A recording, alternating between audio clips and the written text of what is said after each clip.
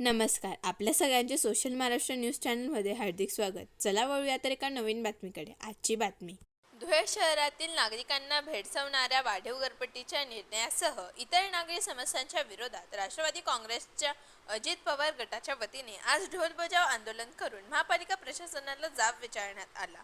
या आंदोलनात झोपलेल्या प्रशासनाचे प्रतीक म्हणून कुंभकर्णाची जिवंत प्रतिकृती रथावरून मिरवली गेली. धुळेकरांनो, चला एकत्र येऊया, मनपाला जागे करूया, अशा घोषणांनी परिसर दणाणून गेला. हे कुंभकर्ण झोपेत आहेत. प्रशासकीय अधिकारी आयुक्त शहरामध्ये फिरायला तयार नाही. अतिशय 600 पट घरभाडीवाढी या ठिकाणी त्यांनी केलेली आहे. ज्या गोरगरिबाला 600 रुपये होते त्याला 6000 रुपये येत आहेत. ज्याला 6000 यायचे त्याला 60,000 येत आहेत. ज्याला 60,000 रुपये यायचे त्याला 6 लाख रुपये घरपट्टी येते. या शहरामध्ये सुविधा नावाचा प्रकार नाही. रोज गढूळ पाणी या नगरपालिकेकडनं येतं आहे. गाडीचं साम्राज्य शहरामध्ये झालेलं आहे.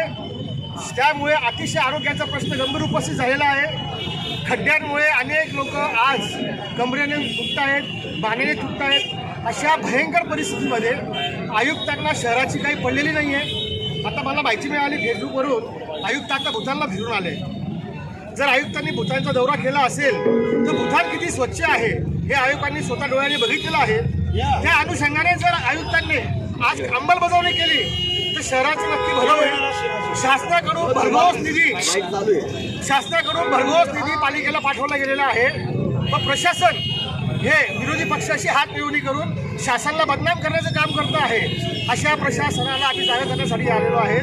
प्रशासन हे कुंभकर्ण झोपेत आहे.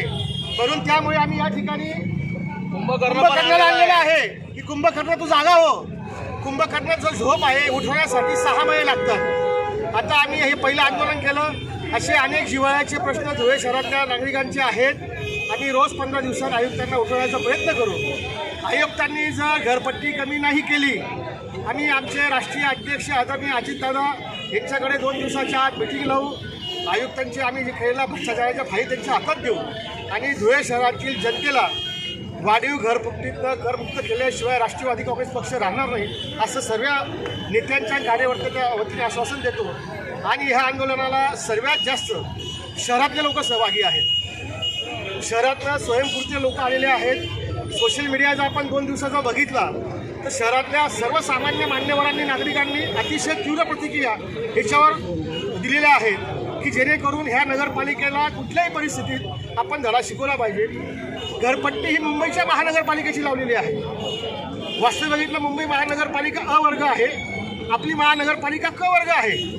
मुंबईच्या कुठल्याही सुविधा धुळे शहरामध्ये नसताना मुंबईच्या धर्तीवर घरपट्टी लावणं, लोकांना वेठीस धरणं, गोरगरिबांना उद्ध्वस्त करणं. आपल्या शहरामध्ये मुळात रोजगार नाही, तरुणांच्या हाताला काम नाही, गरीब मनुष्य कोणीतरी मजुरी करून पोट भरतोय.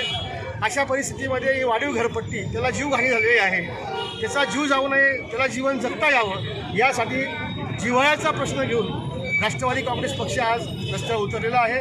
आणि यात 100% शासनाच्या वतीने इथे न्याय मिळू आणि धुळे प्रशासनाला आम्ही धडा शिकवण्याशिवाय राहणार. बातमी आवडल्यास चॅनलला लाईक व सबस्क्राईब करा व दररोज अशा नवनवीन बातम्या पाहण्यासाठी चॅनलला फॉलो करा. धन्यवाद.